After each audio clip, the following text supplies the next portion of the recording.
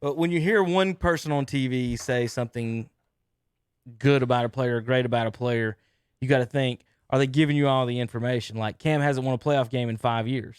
Right. Like they'll say, the argument yesterday, here was there was a rumor for Panthers, Hunter, Yeah. that the Panthers are thinking of kicking the tires on Ryan Tannehill.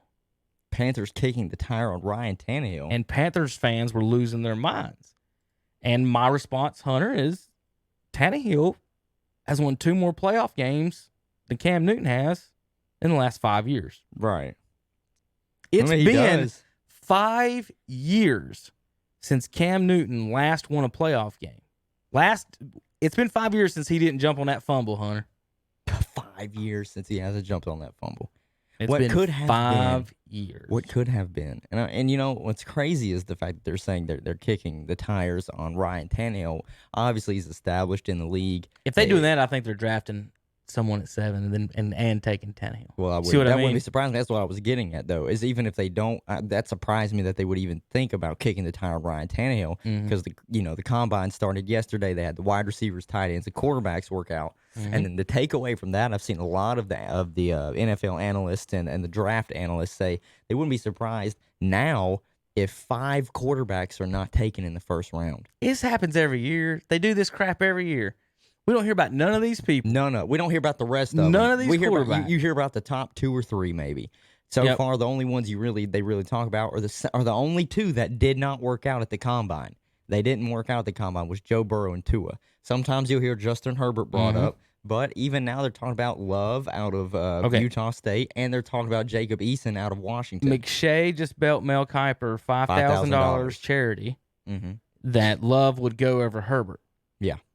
And so, and Herbert's the one I like of all of them. I haven't seen Justin Love throw the ball. Or I don't even know if it's that. Is that his name, Justin Love? Yeah, his last name's Love. I'm not sure about his first name. And I've never seen him play. But here's the thing. And we go this whole year talking about all these people. And he led FBS in interceptions. He threw 21.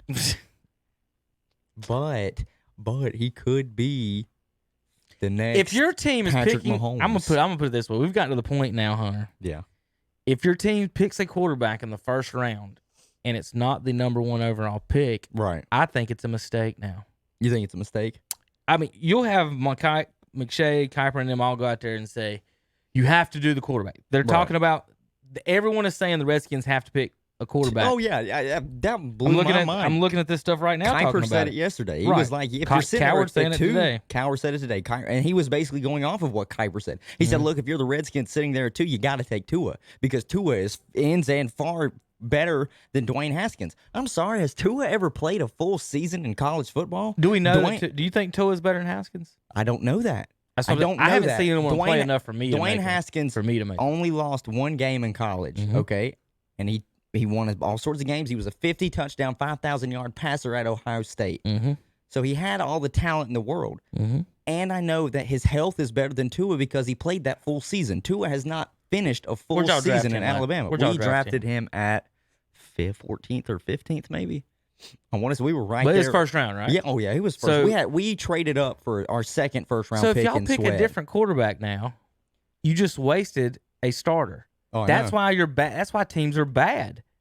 Because every time you miss on a 1st through 4th round pick, that's a starter. And Colin brought up today that, well, if you're Washington, just pull what Arizona did. You saw that you had Josh Rosen, but there was a guy coming out the next year that was better than him. And so you wanted to draft him anyways, and you were able to move Josh Rosen and there was a suitor out there ready to take him. I don't know if there would even be a market for Dwayne Haskins. There might be because he's young, and someone might be able to mold him into a better quarterback. I personally think we can do that. I did. I replied to the tweet of the video that Colin Coward put that they do like the little segments. They cut them up and put them on Twitter. And I replied to it and I said, look, first of all, Dwayne Haskins was put into a losing situation because even though Dan Snyder loved him, Jay Gruden did not. Right. So they basically did not put in the time to try and make him a better quarterback. How are you getting better when you're running scout team?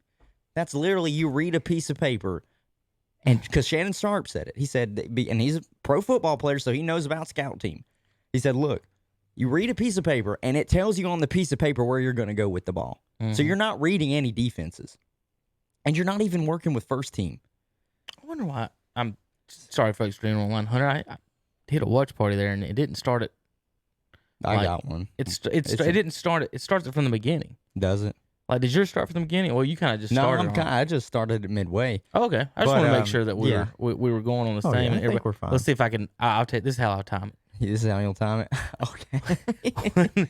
But anyways, if you're Washington, though, and that's what I basically said, you have to give Dwayne Haskins a full offseason, and you have got to get Dwayne Haskins a full training camp to prove himself that he can be QB1. And I understand where people are saying as well, like Mel Kiper made the argument as well. He said, look, if you do draft Tua, just have it be a quarterback battle from day one. Him and Dwayne got to battle it out in the offseason, and whoever the best man wins and comes out being QB1. And if it's Tua that doesn't win the starting spot, you use him as a trade piece. I'm like, well, how does that? I'm like, well, how does that benefit us now? You're asking me if he's good, but see, this is what I'm getting at. You're asking me to draft Tua for him to have a position, a tryout, a position battle against Dwayne Haskins over a bona fide starter in Chase Young at the number 2. So you're essentially asking me just to take a chance on the number 2 pick. Now, not everybody just gets the second overall pick, okay? So we had to suck really bad to get that, right? I would rather pick a quarterback at 10 than 2. I was about to say, so you're asking me not to take the best player in the draft, but to take a chance on somebody who might be the backup if he can't beat out Dwayne Haskins. Right. I'm sorry. I can't do it. Not at all. I can't. You have got to take Chase Young here and give Dwayne Haskins another full season to prove himself. If he's not, Trevor Lawrence, Justin Fields, and whoever the other quarterbacks are coming out next year or whatever free agents come up. We're not opposed to spending money as a free agent team in Washington. Dan Snyder wants to pull Jerry Jones's money out his ass any moment he can. So he just tries to blow money when he can. No, we're not. Do not draft Tua. Washington, if you're listening, I know you like me, but don't draft Tua. Don't. And especially with his injury concerns coming out of college. I don't care if he's medically cleared. If you're injured in college, what usually happens in the pros? You're injury prone in the pros. Those boys hit harder in the pros. They're paid grown men. They're paid grown men. That's exactly right. And they're faster and they're stronger. Yeah. I'm not doing it. Especially as well, if you want Tua with as injury prone as he is, and we don't even know if we're re-signing Trent Williams yet. We don't have the offensive line situation because we might lose the left tackle and the right tackle in Brandon Scherf. We're working on contract negotiations with him now. See, there's no way. To me, Hunter, and I'm going to look at the Seahawks for this reason, and to me, it's better to build your team with defense. Look how Tennessee's done without a quarterback. I know they drafted Mariota, but he's not the one that won 2 playoff games this year. Tannehill, even though combined he maybe threw for 160 yards. So what I'm getting at is that, and for you guys especially, you have to take players and build your team. If you have a good quarterback and no good players around him, it doesn't matter. Right. Or you can always guarantee when you can pick a starter, pick a stud, you always take him. Look, because you can't. You're playing ifs and buts with quarterbacks. I can't do that. Because then you're in the flip side. Because then you're in the same situation next year if it doesn't work out. Well, here's the flip side. Also, if you don't take Chase Young, then you're doing ifs and buts with your defensive end. Right. Because you don't have that guy. So either way, and if we don't take him, do you know who's gonna take him? It's either going to be the Detroit Lions, who are not in our division, or the Giants at 4, who are in your division. Do you and you have to think about that too. Do you really want him chasing around your quarterback? Do you?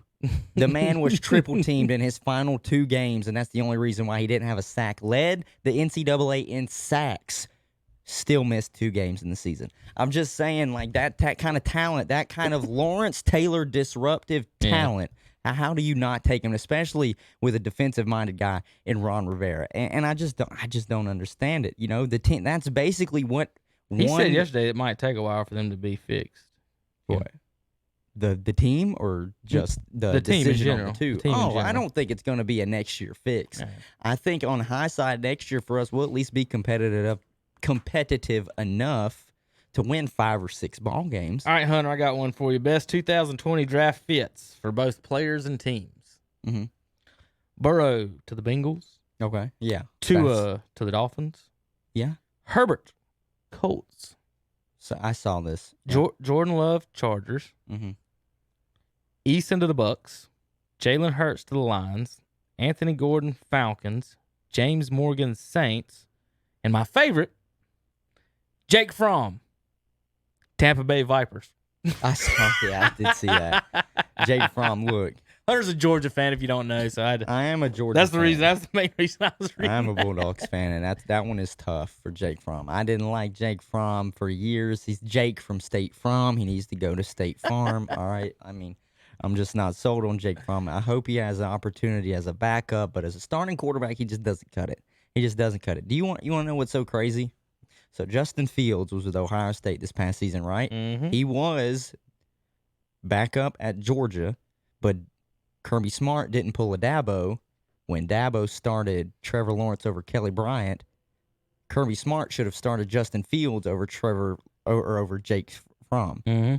You don't know what else is funny? Mm-hmm. Jacob Eason was there at Georgia and got hurt, and Jake Fromm took over for Jacob Eason. And now Jacob Eason is going to be taken higher in the draft. How many of those people in that list transferred? How many? Did I just name? 2. I think 2. Joe Burrow, Jacob Eason. Chaz. That I know of. Chaz. Okay. Quit, I knew that was coming. Quit playing linebacker. Chaz, quit Listen, being the you're- all ACC linebacker that you are, and transfer and go play somewhere else as quarterback. Right. Because if you want to, just if you want Hunter, to. this is why. Luke Kuechly made $52 million. Chase Daniels has made $35 million. Which one probably worked way harder for his $50 million? Kuechly.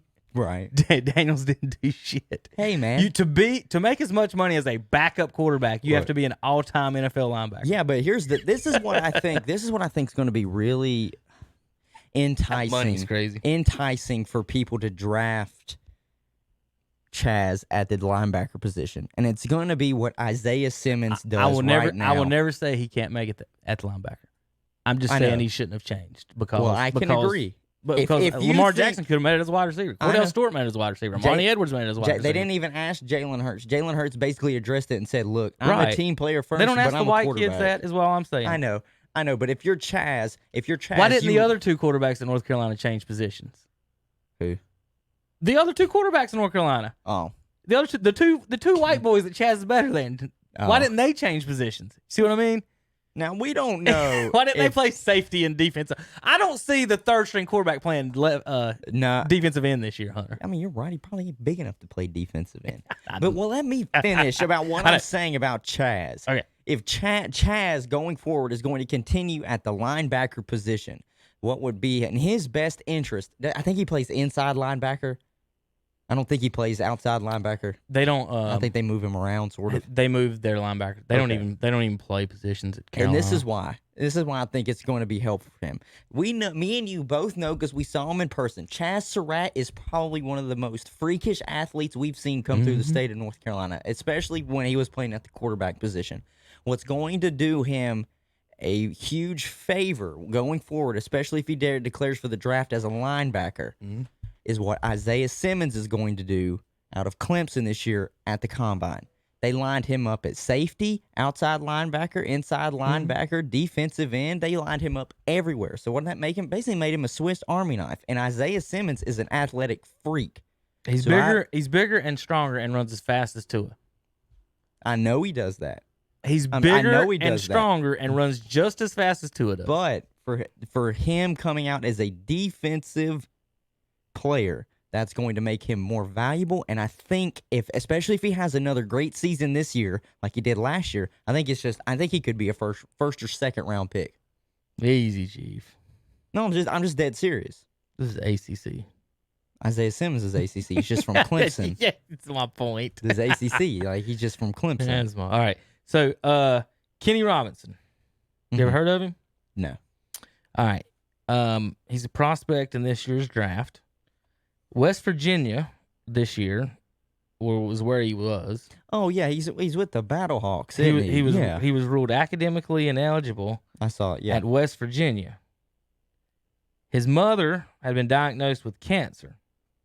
So instead of sitting out a year right. and transferring to another school where he wouldn't be paid then again while his mother battles cancer, who we don't know if she'll even make it to your end of college, Right. decided to play in the NFL, XFL, instead of going to college for another year. Before the draft, before the college this year, he was ranked as the number 2 safety in college.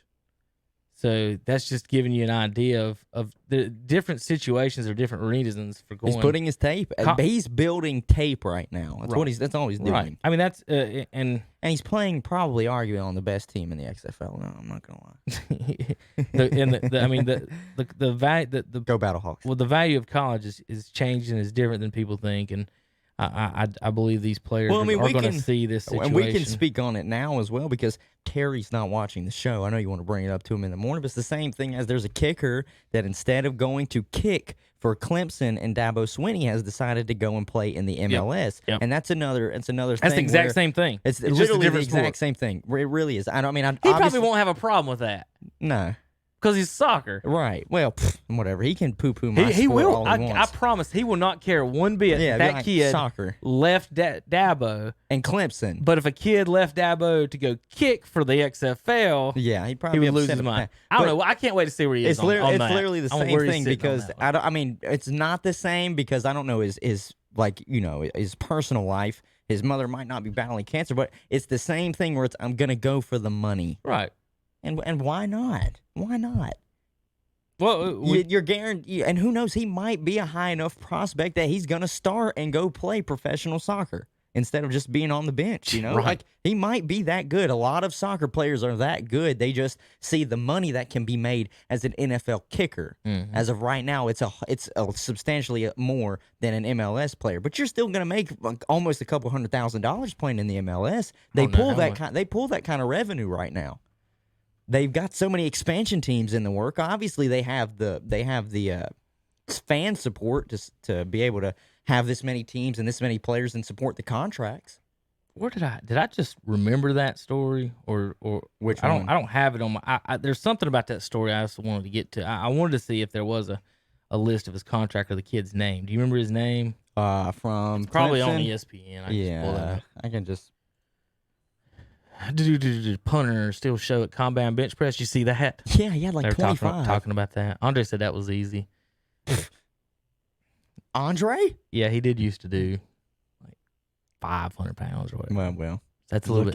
Look at him. You know. Yeah, it's not. That's a pretty big boy. It's not. Michael Irvin was talking about the 40 times for these receivers. He said he don't know any receivers that ran a 4.3 40 in the Hall of Fame. Oh yeah, I saw that, and he made a good point. Randy Moss was the fastest receiver. John Ross ran the 4? It was like 4.2. What did Moss run? Did anybody remember? I don't remember. See, to me, Moss would be faster in a 50 or 60-yard dash. Right. Because he's got those long legs. Mm-hmm. To me, I don't know if he would run that fast in a 40 because it takes so longer to get the full speed on the stride. The best 40 time was by a wide receiver, and it was John Ross, 2017, 4.22, which is flying. Henry Ruggs ran a 4.27, and John Ross is not even considered being like a great wide receiver. Well, let me give you an example on why that speed don't matter. At App, when I was there, we had an All-American sprinter on our team. Mm-hmm. On our team, in our school. And I'm talking, he was ripped, big old dude. He looked like he's a top athlete. Trying out for football, couldn't crack the top 5 at running back and couldn't even catch the ball at wide receiver. Right. So he could run that fast. He was cock diesel. Mm-hmm. He looked like a running back. Looked like give that boy the ball and let him go. Yeah. But he had no feet, no lateral feet. You know, you could push him over, he'd fall down, and he couldn't catch the ball at wide receiver. So, he'd come in the gym working out and stuff, and he'd play pickup ball with us and just dunk on everybody. Now, Henry Ruggs, wide receiver out of Alabama, ran a 4.27 on his 40-yard dash, and he also set the record for the highest vertical jump for somebody that runs a sub 4.3. He had a 42-inch vertical. Okay. That's pretty good, and his broad jump was 131 inches. He's 5'11", about 188 pounds. So he was not the number one receiver at Alabama. That was Jerry Jeudy. He ran a 4.4. Jerry Jeudy, he ran about a 4.4. But do I see Ruggs, because of his speed, getting a look from some team? Oh, absolutely. He might be late first, early second. Hey, look, if I'm a team, This is just such a wide receiver driven class right now. Like, it's not even funny. Listen, those positions that are deep like that, you're going to have teams that are going to be picking early to get the guy they want. Mm-hmm. Then you've got 4 or 5 other think about this. 4 or 5 quarterbacks can go in the first round. Yeah. Let's say 3 wide receivers go, 2 running backs. Let's just be even. There's 10 out of the 30 positions that haven't even picked a defender or a lineman. Yeah. If you're good at quarterback and or running back and or wide receiver, if you're good at those positions like the Browns, like the Cowboys, this is the draft. You make your team better now. Oh, with every other position. While everyone else is busy picking wide receivers, stars, and playmakers, yeah, you can pick the best defender, Chase Young, the best linebacker, the best safety, the best corner, the best lineman. You can pick the best. And in fact, Hunter, since you'll be picking those in the first round, you pick another one in the second round. Now you got 2, and this guy's ever sitting here. You guys, like the Redskins, could be sitting there with 2 quarterbacks in the first round the last 2 years. And we could have, and other teams could have, like, and the other guys can have Chase Young that's going to eat any quarterback. Chase Young and Luke Kuechly type of things. And here's the thing, too, as well. Do you want to know what scares me the most, though, about Henry Ruggs really not being like one of the top tier wide receivers that people are going to go after in the first round? Mm-hmm. The fact that he could fall far enough to be the final pick in the first round. And do you know who has the final pick in the first round? It's the Kansas City Chiefs. They already have Tyreek Hill and Mecole Hardman, who both run 4.3 40s. They were talking about, letting Watkins go to save money and then drafting a wide receiver. So, dude, if they get Henry Ruggs, then there's no defensive backfield that can keep up with any of these guys. There's none of them.